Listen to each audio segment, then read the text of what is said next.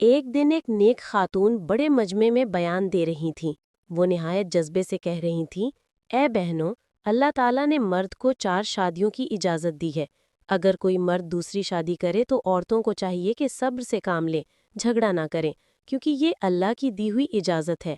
یہ بات سن کر مجمع میں بیٹھی ایک عورت خاموشی سے اٹھیں اور بولیں، بہن، کیا آپ یہ بات دل سے کہتی ہیں؟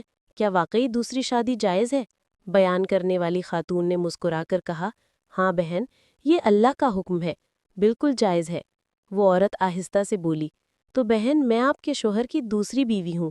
یہ سنتے ہی وہ خاتون بے ہوش ہو گئیں۔ لوگ دوڑے، پانی چھڑکا، اور جب انہیں ہوش آیا تو وہی عورت قریب آ کر نرمی سے بولی، بہن خفا نہ ہونا، نہ میں آپ کو جانتی ہوں نہ آپ کے شوہر کو۔